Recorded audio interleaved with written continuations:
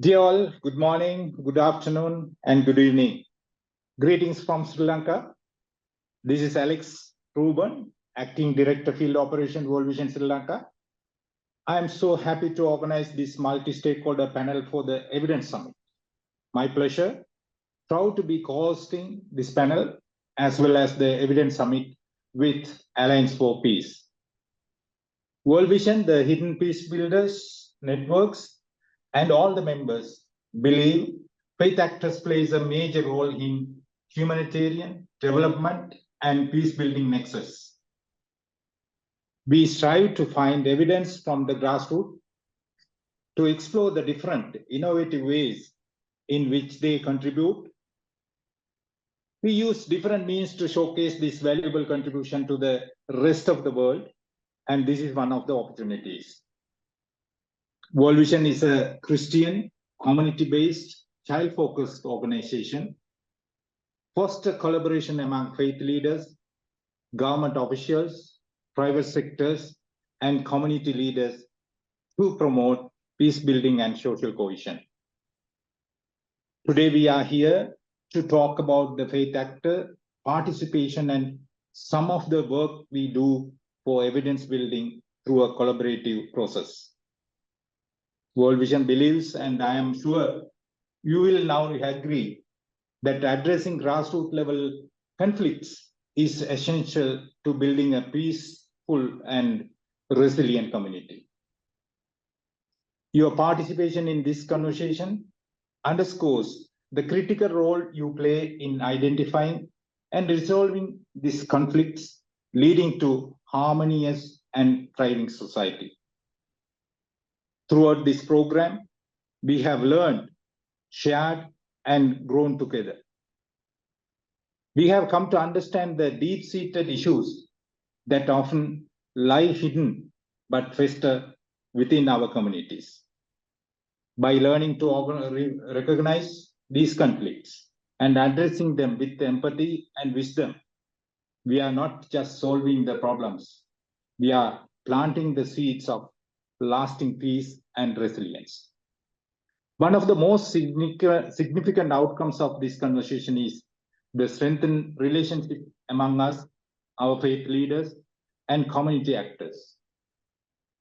You have formed bonds that transcend religious, cultural, and social barriers, demonstrating that unity in diversity is not a mere ideal, but a living, breathing reality. As we conclude this panel, I urge you to carry forward these lessons, insights, and friendship you have gained. Continue to be the pillars of support and guidance in your communities. Ignite the persons for peace and resilience in others, and together, let us build a world where every child, family, and individuals can live without fear of conflict and in the embrace of supportive and nurturing community. In closing, I want to extend my deepest gratitude to each of you for your dedication and hard work. Remember, the journey does not end here. It has only just begun. Let us continue to walk this path together with courage, compassion, and unwavering resolve. Thank you. May we all guided by wisdom and driven by the spirit of unity and peace. Our next speaker is Emma Tomlin, the Professor of Religion and Public Life at the University of Leeds, to talk about Hidden Peacebuilders Project. And over to you, Emma. Thank you, Alex. I'm just going to share my screen.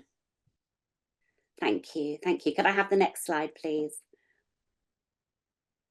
Thank you. Okay, so as Alex just explained, my name is Emma Tomlin. I'm Professor of Religion and Public Life at the University of Leeds in the United Kingdom. And with my colleagues here today on the panel, I've been coordinating a network that we've called the Hidden Peacebuilders Network, and we established it around 2020. So why are we using this term hidden peacebuilders. So we're specifically using this phrase to draw attention to the ways in which local faith actors, so very local community-based faith actors, are largely invisible or hidden at the international level, as well as to each other. So there is a literature and there are organisations that are internationally known, that are faith-based and that work on peace building, but it's the local actors that are hidden or invisible. So the aim of our network was to address and therefore make visible the marginalisation of local faith actors from mainstream peacing efforts. And this is one of the groups that we've been working with in Burundi on the photograph here, a Lutheran church outside Bujumbura. Can I have the next slide, please? So the objectives of the overall network, I'm going to talk a bit about the objectives of the network, and then we're going to specifically focus in on one of our research projects, and our colleagues are going to give some updates of our findings from that project. But overall, the objectives of the network. So we're an international collaboration of academics, of faith actors, of practitioners and policymakers, and we're aiming to bridge the gap between local and international approaches to peace building, as well as between policy, practice and research. So we're identifying and sharing existing evidence about the role of local faith actors in peace building. We're carrying out new research to fill evidence gaps, and we're going to talk about one of our projects in a minute. We're translating research into policy and practice. And we're also providing opportunities for local faith actors from different settings internationally to meet together for knowledge sharing and learning. And so far we've held network meetings where we brought together academics as well as local faith actors and religious leaders working on peace from different settings. We've held meetings in Burundi, Philippines, Brazil, Sri Lanka, and we've got our next meeting coming up in Kenya in December. Can I have the next slide, please? So I just wanted to show you that a list of some of our partners. As you know, we're working with World Vision, but also Islamic Relief, the Joint Learning Initiative for Faith and Local Communities, the Network for Religious and Traditional Peacemakers, and a range of local organisations in the different countries that we're operating in, as well as university partners in the different countries. Can I have the next slide, please? So I've talked broadly about the overall network, and within that we have been applying for funding and carrying out research on specific topics to fill gaps. And in the conversations that we were having quite early on in the network, in our initial meetings, one of the gaps that we identified was a lack of focus in the literature on the role of the intangible dimensions that faith offers to peace building. All of the emphasis was very much on the practical resources, the volunteer networks, the locations, the places that faith traditions could offer peace building groups and peace building movements. But there'd been very little focus on the intangible. So we're talking about things like prayer, the impact of prayer, other kinds of rituals, prophecy, testimony. You know, where does trust come from? All these much more intangible, ineffable aspects. We wanted to better understand the significance of those for faith actors in their peace building activities. So our project is called Building Community Resilience, Peace and Reconciliation, the tangible and intangible aspects of local faith actors' contributions. And this is funded currently by the British Academy and will run until May next year. So we want to better understand the tangible as well as the intangible aspects of the contributions of local faith actors to peace and reconciliation. But we also want to promote a broader recognition amongst international peace, development and humanitarian actors of these intangible or spiritual aspects that are largely marginalised or left to one side. Can I have the next slide, please? So in terms of our research questions for this project, I've just outlined them on the slide here. So what kinds of activities have local faith actors engaged in with their communities to promote resilience, peace building and reconciliation? In what ways do local faith actors mobilise spiritual or intangible forces, and what meaning does this have for their approach to building peace? And also what harm might apply from their application, and what lessons can be learnt from these highly localized initiatives that could be useful in other contexts, and how can we use this to contribute towards developing a conceptual framework to inform engagement or more effective engagement between local faith actors and other stakeholders. So we've been carrying out this specific research project in the Philippines, in Sri Lanka, and in Burundi, and our colleagues from those countries are going to talk about some of the findings in a minute. Can I have the next slide, please? So we've tried to include a range of different research methods. So conventional interviews and participant observation, but also we began our project by carrying out a series of do no harm workshops with religious leaders in the 3 countries to get them working together, but also to put something back into their activities and to help them network with each other. So we held 3 of these workshops with about 20 to 30 religious leaders in each country. The religious leaders have been following up by creating videos, monthly videos, responding to a particular question, and then we've been putting those together in a playlist. And so far, we've only shared them amongst the religious leaders. They've been subtitled, but eventually they'll be more widely available. And we're going to be working with World Vision. World Vision are going to be, in the Philippines, are going to be taking the lead on editing these videos into a final product that can be disseminated. We've also been following up with interviews and focus groups, more traditional research methods, but not just one-off interviews. We're doing at least 3 interviews and also some follow-up ethnographic research in the communities over a period of about a year. So they're our research methods. Can I have the next slide, please? And in terms of outputs, this is from one of our meetings in Sri Lanka. You'll recognise some of the faces on this call. We want to develop a conceptual framework for secular humanitarians, peace builders, about the intangible role of faith. We'll have country reports, journal articles. Also, we want to reflect methodologically on how we've done this research. We've used some unusual research methods and we want to reflect on those. We'll have stakeholder workshops and global webinars. And the stage that we're at the moment is we're just conducting our second lot of interviews. We've just held second Do No Harm workshops with our religious leaders. And we're just beginning the analysis of our data. So our colleagues here will be able to share some of that with you now. I think I'm finished, actually. Can I have the next slide? I think that was the last slide. That was the last slide. So sorry about the slight delay at the beginning. And I'm going to pass over to Tudor, who is our colleague leading the research in Sri Lanka.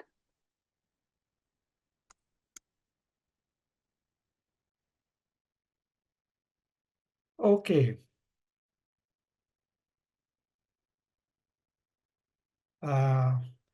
Okay, my name is Kalinga Tudor Silva. I'm a professor emeritus in sociology at University of Peradeniya and the lead researcher for this project in Sri Lanka. And my co-researcher is Fatima Afra, who is actually involved in a lot of field work and other interventions. So what I'm going to present is actually some of the preliminary findings of our study and project, which started in December 2023. So we actually still in the early stage of data analysis. I will briefly describe the setting of this project. It is in central mountainous part of Sri Lanka. Our work is pretty much centered in Gampola town and the nearby Gangaihala Korle Administrative Division. Just a few words about the economic base. We have paddy, tea, and spices. Tea actually in 2 different forms. We have big tea plantations and also small holders of tea cultivation in the area. And the social composition is quite diverse. We have different ethnic groups and different religious communities living side by side in this area. Overall, there is a history of peaceful coexistence among different communities in the area, but there have been from time to time eruption of ethnic tensions, and actually this is what we are trying to address in this particular project, and World Vision Sri Lanka is the implementing agency for this project. Here is a picture of local faith actors involved in our project. In the front row, the priests from different religions, Buddhism, Islam, Hinduism, and also Christianity. And in the back row, I think we have some of the supporters, as well as some of the lay faith actors involved in this project. Actually, these local faith actors are very much rooted in the local communities, working very closely with the people. Actually, one of the projects, one of the outcomes of this project up to now is a school children-based intervention. This is actually not this is not something that the study itself tried to promote, but it came out from local faith actors who participated in Do No Harm workshop. After going back to the community, actually they decided that they should try to take this message forward to school children in the area, because they looked at them as the next generation of peace builders. And I thought this part of the project is more important considering the overall theme of this evidence summit. So what we try to do in this intervention is visits to selected local places of worship by students from different religions. And there is a kind of introduction about that place. So the objective is to promote intercultural exposure so that people from different religions will come to know what each religion is about, and basically try to promote mutual trust and understanding among kids from different communities. And also we try to promote peer activity among children from different backgrounds during these sessions. Up to now, we have actually done 2 such visits. One visit to a local mosque where Muslim children as well as other children participated, and they got an introduction about the mosque. And what I'm going to describe in this presentation is a visit to a local Buddhist temple, which we successfully completed a couple of months ago. So this is how we do this intervention. Initially, the chief monk of this Buddhist temple actually gave an introduction about his place of worship, history, and what they do as rituals. And this is followed by a kind of visit by the children to different sacred sites in the Buddhist temple. So this is intended to basically educate non-Buddhist children about the various activities in the temple. So these are some visits to the sites. So the first is a visit to a Bodhi tree, under which Lord Buddha is believed to have achieved Buddhahood. So this is very sacred, and also this is important from an environmental, ecological point of view, because people actually take care of this plant and treat it well. So here, one of the local faith actors involved in our training actually describes what Bodhi tree means to Buddhists and how it came to be important in Buddhism. And then the same Buddhist monk also described stupa, which contains dhatu, relics of some religious personnel, and then took them to inside what is called Buduge, where we have the statues of Buddha and his disciples. Let me quickly summarize the key findings. Up to now, for most non-Buddhist children, this was the first time that they came inside the Buddhist place of worship. So this itself was an important achievement. And there was willingness on the part of the local faith actors and children from basically to host LFAs and children from other religions. And also there was a willingness to learn about other religions on the part of the visitors. Strong friendships formed among LFAs and children from different religions as an outcome of this. But we also realized that there is a need to combine other peer activities which are more attractive to young people, like sports, entertainment. This we actually tried in our visit to the mosque to some extent, but in this particular visit, we could not do it.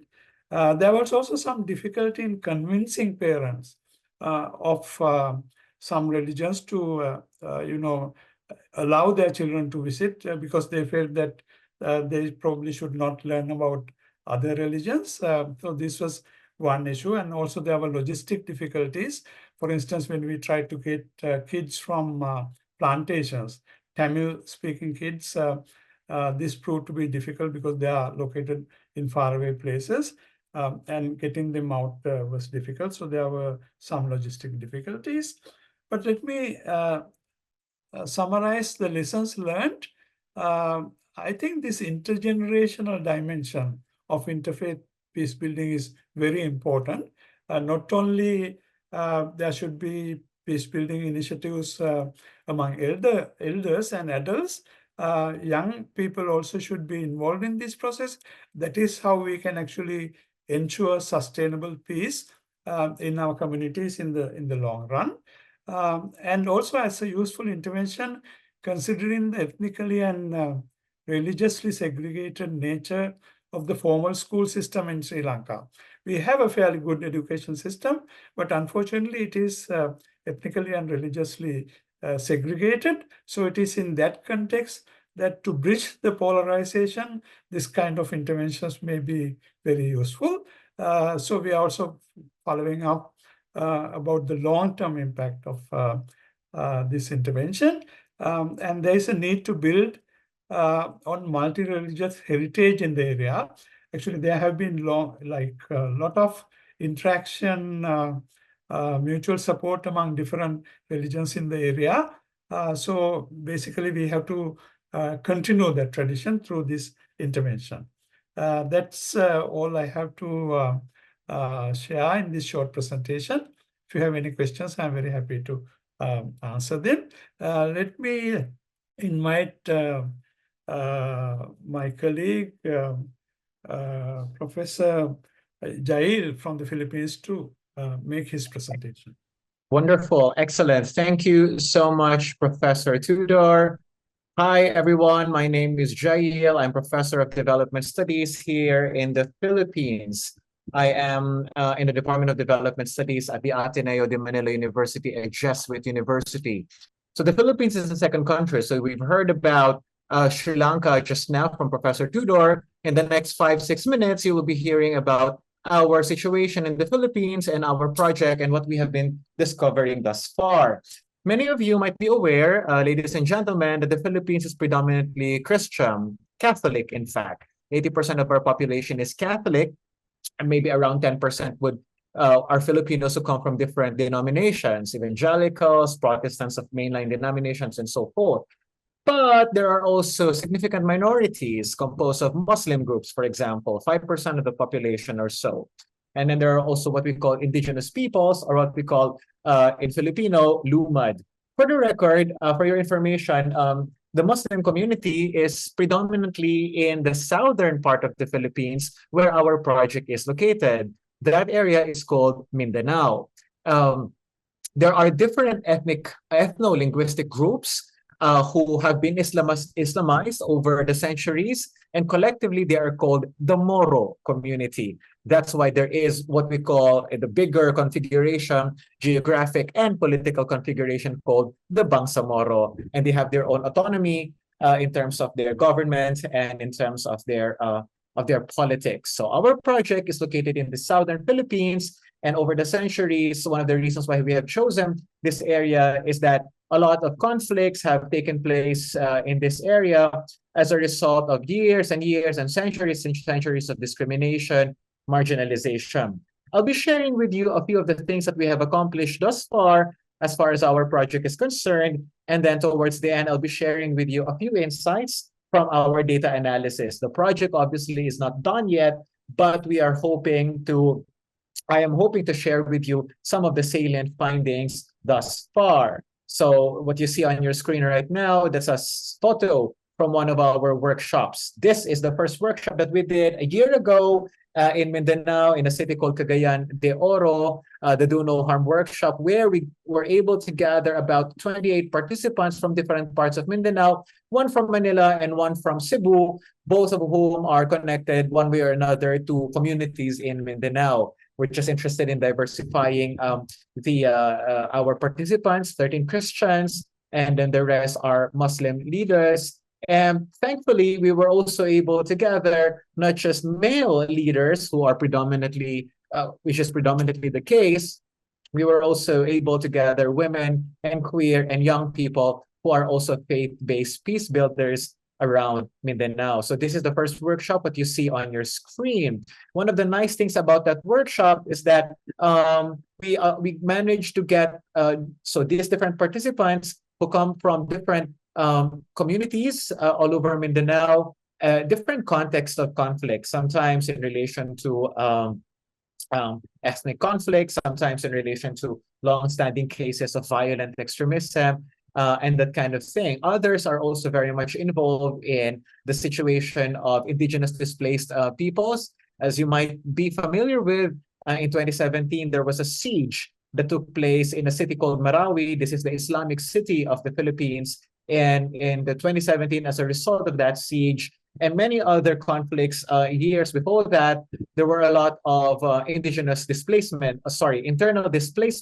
all over the Philippines. So we have a lot of peace builders. We have some peace builders who are also working with those communities. So that gives you a glimpse of the diversity of our participants.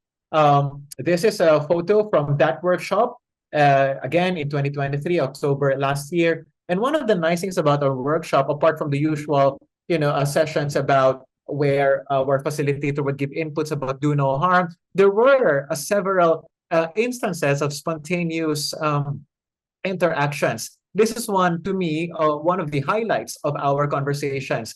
Young people, ustads, Muslim leaders, pastors, all gathered spontaneously around this table to talk about their own different contexts. And to us, this is one of the wonderful things that have arisen out of that workshop. We'll talk about what we have observed lately. Also, one of the beautiful things that have emerged out of that workshop is that our peace builders took the opportunity to begin planning the Mindanao Week of Peace for last year. As you might have rightly guessed, as you may have guessed, the Mindanao Week of Peace is an annual event, but because of the pandemic, there had been no celebration or commemoration of that sort during the years of the pandemic, and the religious leaders who normally would gather and convene this event failed to do anything in 2023. So thankfully, these leaders were the ones who took it upon themselves to organize it immediately after our workshop. So right there and then, we had a clear case of a positive impact of our Do No Harm workshop. A couple of months ago in July, some of our pastors, this time Christian pastors from another part of Mindanao, asked us to run a Do No Harm session with their fellow pastors, evangelical pastors in another part of Mindanao. I'm just showing you some of the photos there. So again, we were part of that. This was not part of our program, our research design, but we wanted to support these pastors anyway, because this was to them their own way of implementing what they have learned from the workshop in 2023. And then finally, Emma mentioned this just now, we also ran our third workshop. This is called the Empowered Worldview Workshop. Once again, in Mindanao, we reconvened all the participants. Not everybody made it, but at least 20 participants came. And this was a beautiful moment again to talk about life lessons in implementing do no harm as a principle and as a tool, and both as a tool and as a principle in their activities as peace builders around Mindanao. Let me just, in the last few minutes that I have with you, let me just share with you a few of the insights that we have been picking up from our interviews. As Emma mentioned at the onset, we have already finished 2 rounds of interviews with the different participants, and we finished ours just not too long ago.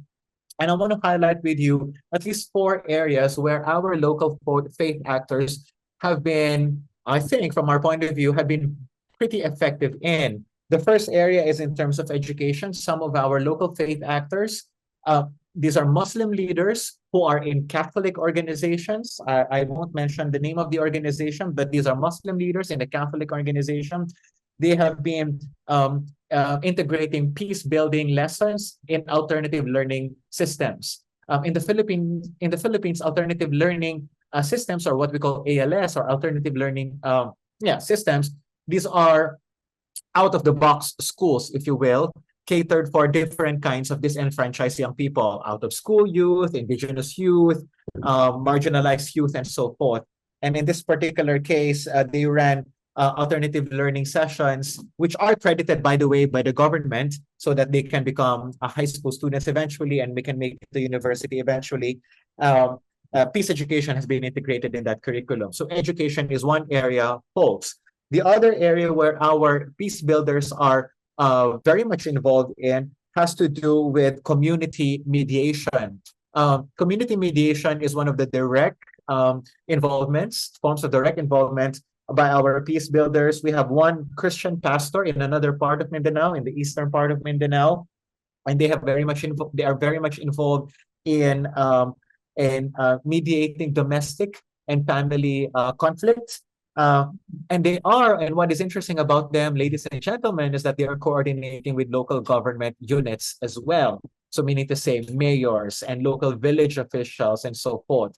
So in that sense, you see the clear involvement of our faith actors in public affairs. And then the third one has to do with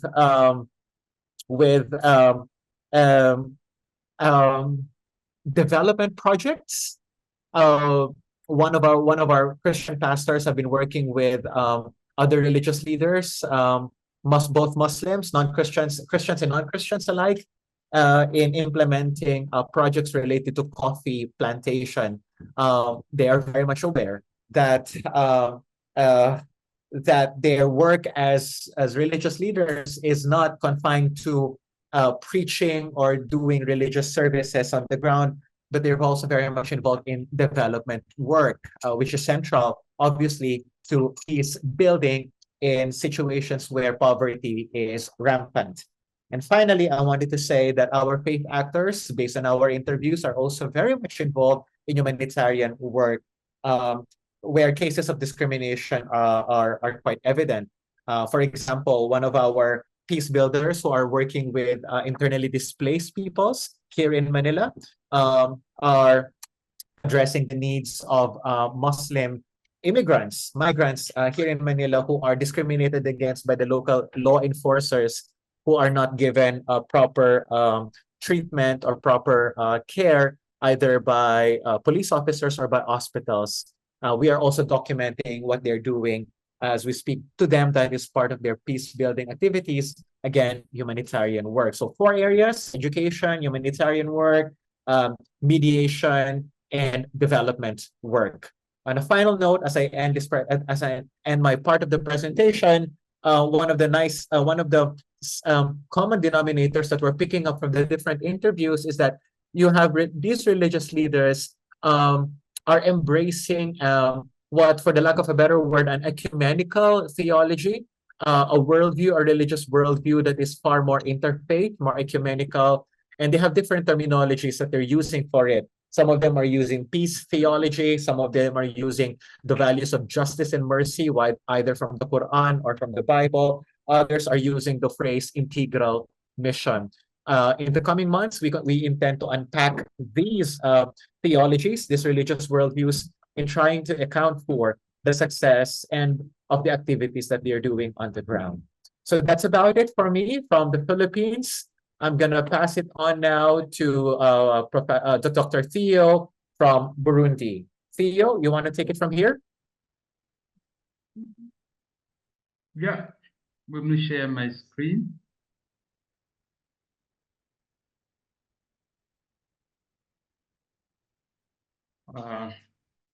Thank you very much. Greetings from Burundi.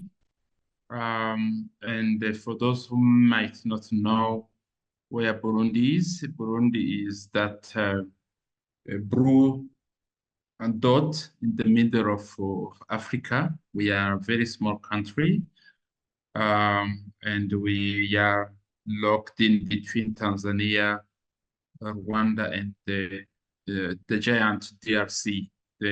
So I'm going to present to you some of the findings from the same project. So the part that we are implementing in Burundi. And I'm very happy for Emma, who has already introduced the project, introduced the research questions, and introduced as well the methodology used. So when I get there, I'm going to jump very quickly to the key findings. But really, in Burundi, what we have done so far, we were able to conduct a baseline study just to understand the nature of conflict which we have in Burundi, and I'm going to share those and which local faith factors are involved in. And we have been able to organize a do no harm training, which we had, and then we've been having the briefing meetings following the do no harm training, as well as the local faith factors being able to share what they have been doing after that training, building peace in their communities, using videos, as you've heard already from my predecessors. And so recently we had an empowered worldview training, which was very interesting, and I'm going to come back to it, why we had it, and what it was coming to do in the whole peace building industry. So I'm going to jump all those. Emma has said them already, but basically let me start from the baseline. In Burundi, what participants in that baseline study were able to say, they were saying that the major problem, and which is really a catalyst that bring about conflict, is the generalized acute poverty, food insecurity, unemployment, theft, unwanted adolescents, pregnant, school dropout, and people moving from Burundi to the neighboring countries to look for food and livelihoods, and as well as labor exploitation. And so we identified domestic violence as another problem, which is very daunting here, as well as land-related conflict in a place where we have maybe 70–75% of all court cases being land conflict. And so we also observed denominational intolerance, people from different denominations not being able to tolerate each other. We also had high demography identified as a major problem and a threat to peace. In this country, we've which is having around, in some areas, 800 inhabitants per square kilometers, and or 90% of those having to live out of agriculture. This explains as well why land conflict. We have got for a long time politically motivated conflict for over the last, just actually the whole post-independent Burundi has been really having a lot of political conflicts, and we have leadership crisis even in different churches that are having leadership crisis, and leaders not being able to accept and actually agree with their teams, and end up splitting churches. And as well as a little bit, that one, we observed it also among the Muslims. Just before I continue, I should have said that we are predominantly Christians, but we have some minority African indigenous religion, as well as Muslims in Burundi. But generally, over 70% are Christians and dominated by Roman Catholics. Now, what we were able to find out was also what the local faith actors are doing to address some of the identified conflicts, some of the identified threats for peace. As well, it was very interesting how they use the intangibles to address some of the things. Some of the things that you cannot touch are such a big source or such a big source for these local faith actors to be able to address some of these problems. So, like, for example, the generalized poverty, they narrated using the sacred text to encourage people to work hard, but probably on the negative side, some were also using sacred text to teach prosperity gospel or prosperity teaching. So you are poor because you don't trust hard in God, or because you don't do what the sacred text Bible or Quran are teaching. So most of them were also involved in counseling using either the Bible or what the Quran provides to organize the community. I should say that in Burundi, we are having, we don't really have as such counselors, although we have gone through a lot of conflicts and wars at the level of genocides. We don't have professional counselors, and local faith actors have been really brilliant offering counseling to their members. A land conflict, they are using mediation, and so using, especially where people have been fighting over land, issues of forgiveness, issues of sharing, loving your neighbor, being brought into mediation efforts. And the denominational intolerance, there have been some inter-religious dialogue, as well as in cases of high demography, because this is really a very big threat to anything development. There have been some denominations who are really pro-family planning, who have used the text, the sacred text, to be able to encourage people to be able to actually do family planning. But on the other side, others have used the same text to encourage people to have as many children as possible. And so there have been, as I have said, the politically motivated conflict. There have been a lot of teaching on political tolerance, and the national prayers have been organized even at national level, not necessarily always by local faith actors, but sometimes by even national leadership. in the hope and in that these prayers are going to bring about social cohesion.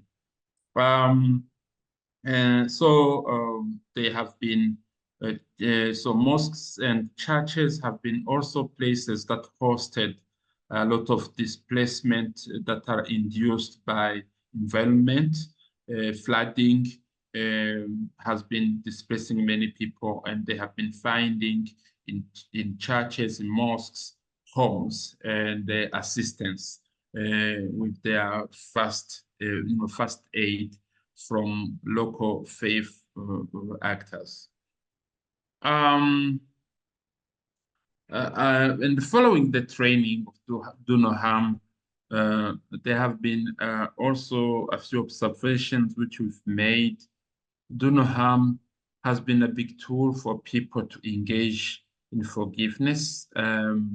So people interpreted this approach as a big motivation to engage in forgiveness. The local faith actors, although they had intolerance amongst them, the Do No Harm training created an interaction framework for them, whether meeting physically or digitally, having a community of WhatsApp communities where they exchange stories, where they exchange information, but also their actions, peace-building actions, and learn from one another. But not only in Burundi, but also they learn from other friends in Sri Lanka, other friends in the Philippines, what they have been doing by watching their created videos. And so this has been a big motivation and a big learning experience for them.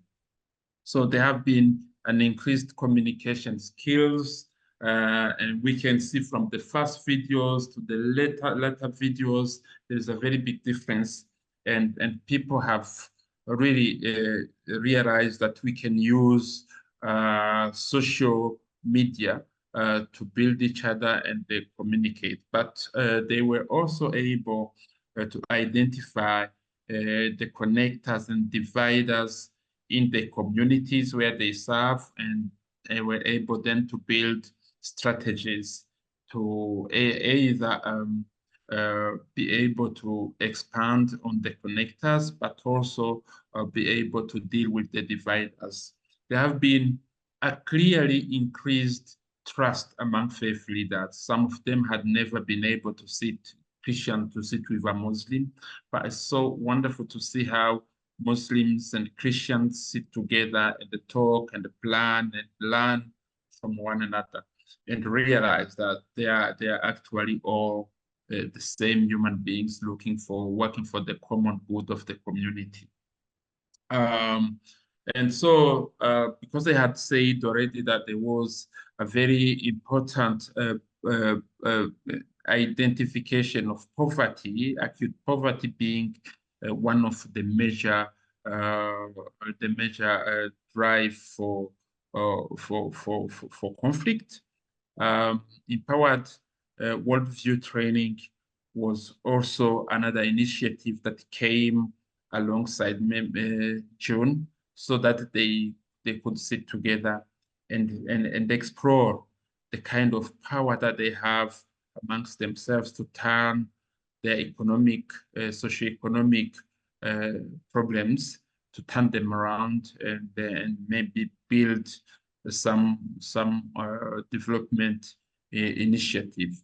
So the peace development nexus has been one of the things that were identified or confirmed. Really, they have been, the language has been there, and so they were confirmed to be a big thing in Burundi. So you cannot build peace without addressing poverty, and when development comes, there are some peace dividend as well. Thank you very much, and I'm looking forward to receiving any comments or questions. Bye.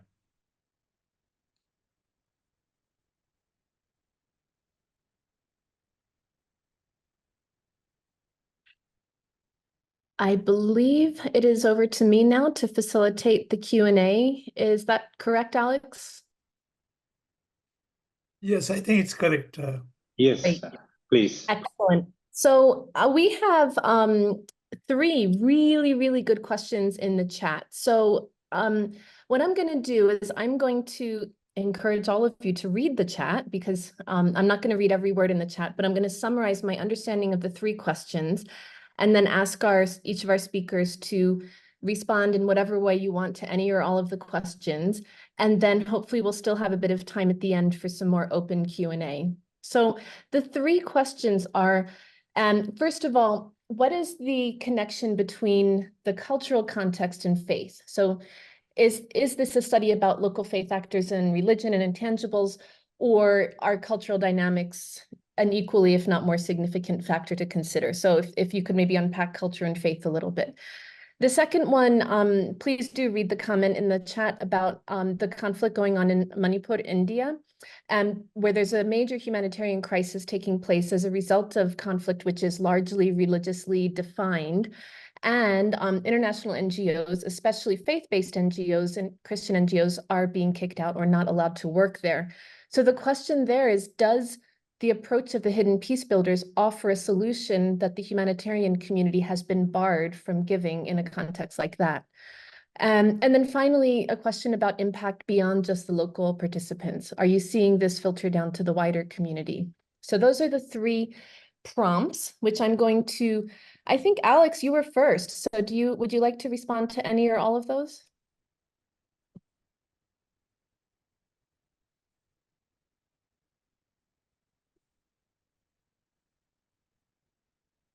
Okay, not sure if Alex has nothing. Oh, there you are, Alex. Yeah, Yes. sorry. I was not. There was an interruption, and I couldn't make it.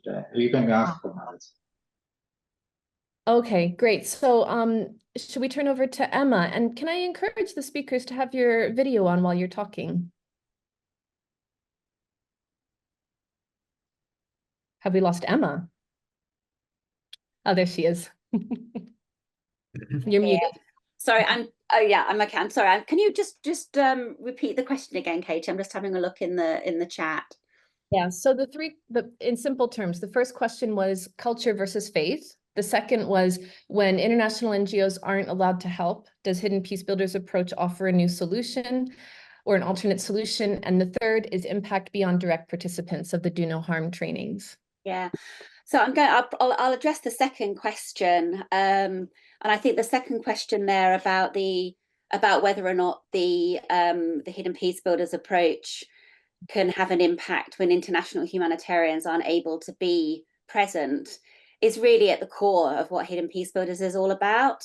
It's not suggesting that what faith actors do is necessarily better or the only approach, but that in certain situations, and this being one of them, the very local faith actors are the ones that are still present, the ones that are still available, the ones that are really at the very core of what's going on in any kind of conflict, supporting the community on all sides. So exactly the kind of role that we see local faith actors already playing, and that they could be potentially supported by the international community to play that role even more effectively and in an even more sustainable way.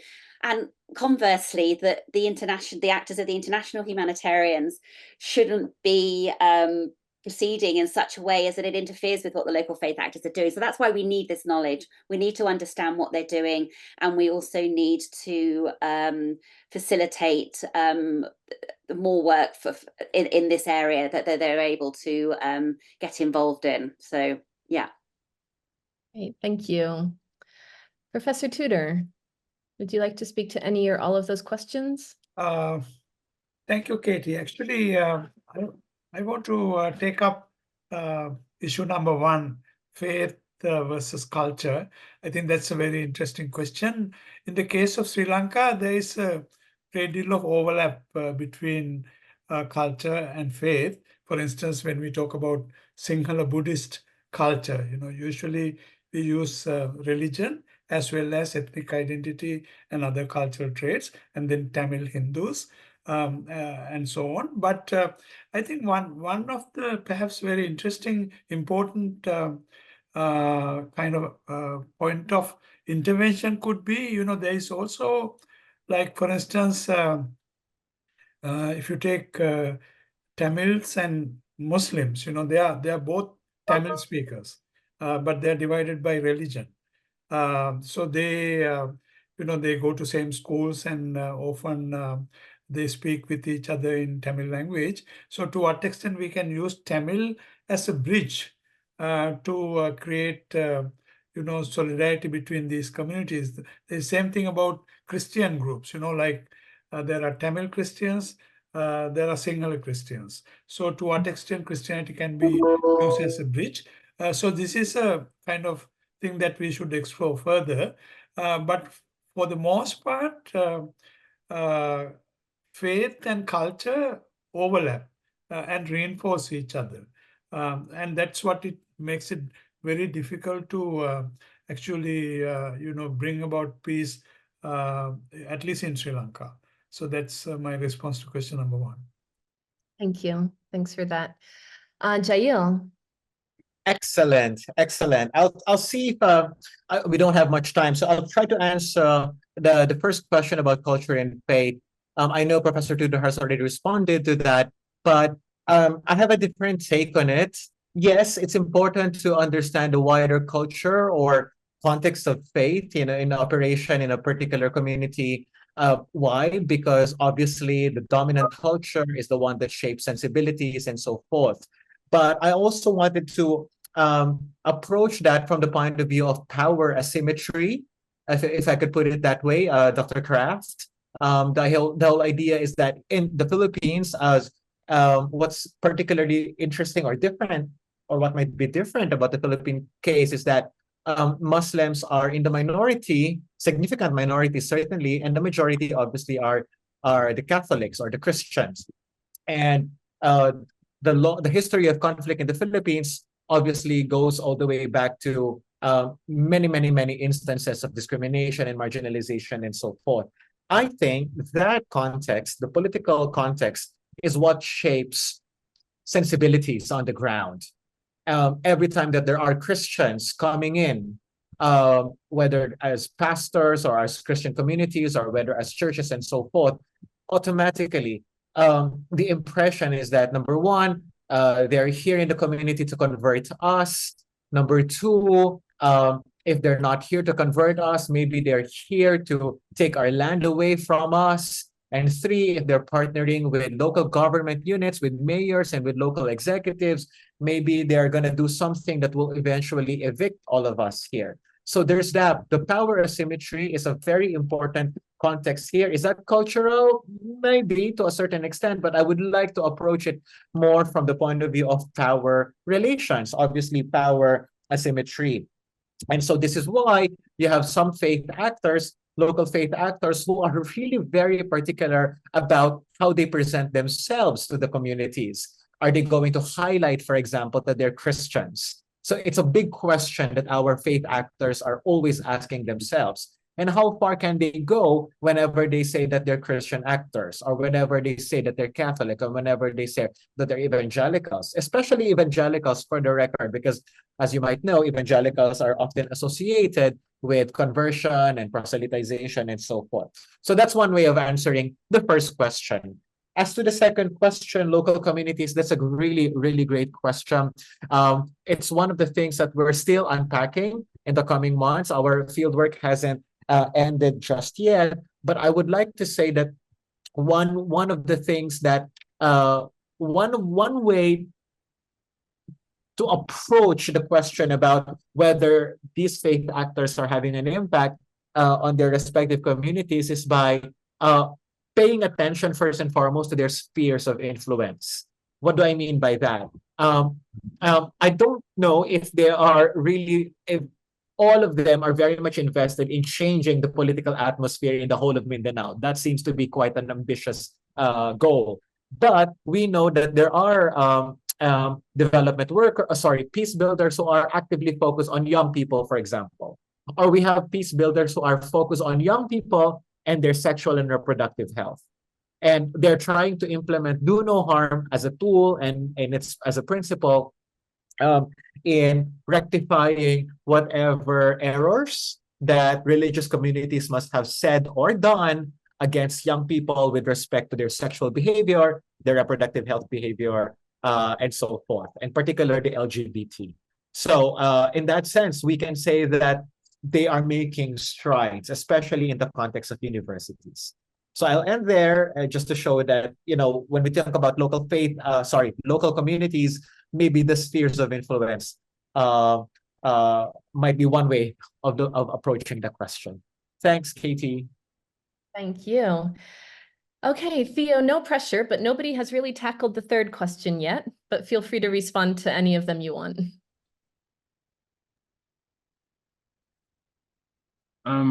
I wasn't thinking about the third question. Actually, I was thinking a lot about talking about the second question. You can focus on the second one. That's fine. Just to say that probably in countries like Burundi or even in the region here, local faith actors actually, they are there to stay. They are there when conflict starts. They are there when people need the fast interventions. And before anybody else gets to the community, they are faith actors who actually do the humanitarian job. And this goes in tandem with what they believe and what they stand for. And so they are community workers par excellence, and they are humanitarian in nature. And actually, just to give you a good example, in the 90s, when refugees, hundreds of thousands of refugees left Burundi to Tanzania, the Roman Catholic Church assisted refugees with food and other needs 6 months before any humanitarian worker would come. But what is even more important, they are there sometime even to remove the mess which has been made by humanitarian workers who come very quickly with little cultural and local and context knowledge. And the local faith actors who have been there actually are left behind after the humanitarian workers have left to actually then remove, to mob all the mess left behind, but even actually to consolidate some of the work that they have done for a much longer time. So that's what I want to say, man. Thank you. Thanks for that. Thanks, Theo. And so I should have probably started by introducing myself. I am Catherine Kraft, and I'm also one of the researchers on the network. I'm from the University of East London, but I actually also work for World Vision. And so I'd like to address the third question from the perspective of World Vision's programming. And why does World Vision choose to work very closely with religious leaders, particularly?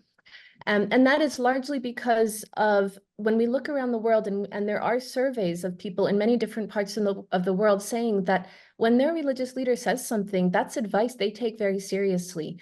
Religious leaders have a voice, they have a platform, they have people who they meet with on a regular basis, and they mentor. So this research project is currently exploring impact on the wider community, but not as much as we'd like, because it is very hard to kind of measure, well, if you worked with this religious leader, then this was the change that affected those people. And because, there's many different factors which influence what's happening in the community, and the faith actors that we're working with are only one of those people. So, but at the same time, we know that some of the examples that you heard from Tudor, Theo, and Jael were of religious leaders engaging their community, because that's what they do. That's what their role is as a faith leader.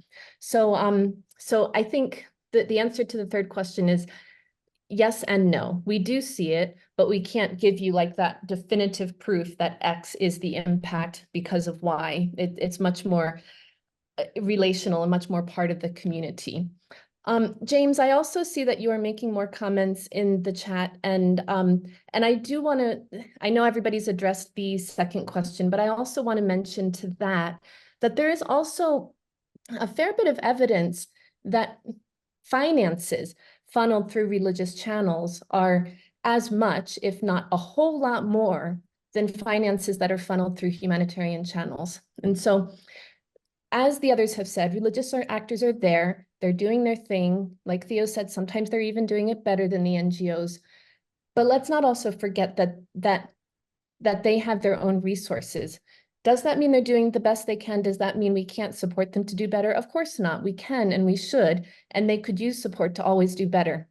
But when we talk about their existing presence, like, I guess I want to make sure that we're clear. We're not just saying they're there. We're saying they're there and they have their own networks as well. Let's not discount how powerful they themselves can be.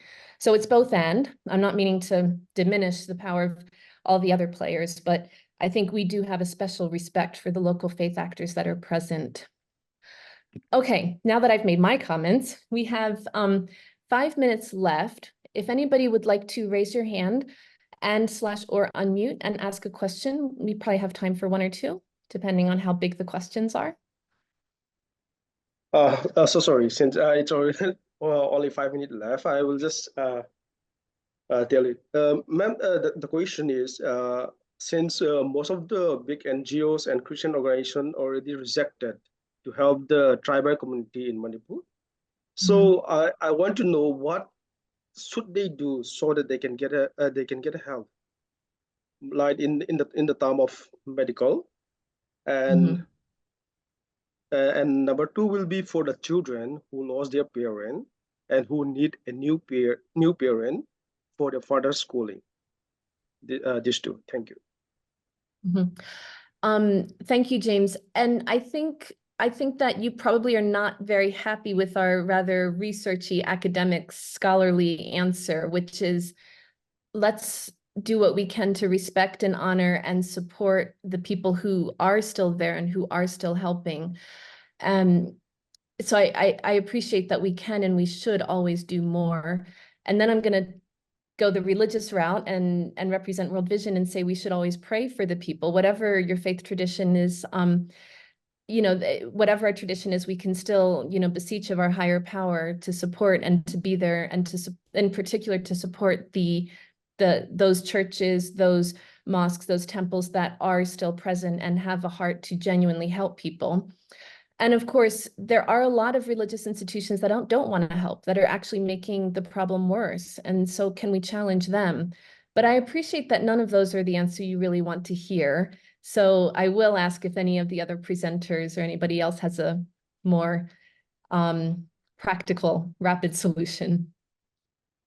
Okay. Tudor, looks like you've unmuted. Were you going to say something? Yes. Obviously, in Manipur, I'm not so familiar with the latest developments in Manipur, but I think one is the state services may be rather limited and reach into certain groups and not others. So that may be part of the question. So perhaps, in terms of faith-based organizations, one thing they can do is to basically highlight and basically inform the authorities and also the outside world about this disparity, and then also use invite some faith-based organizations to come over and help in matters like food and other issues that James mentioned. That's the only thing I can share with you with regard to Manipur. Thanks, Tudor. And James has pointed out in the chat that churches are already doing a lot of work to feed people. And so I think, what can we do to support that and to nurture that even further is what we'd like to understand.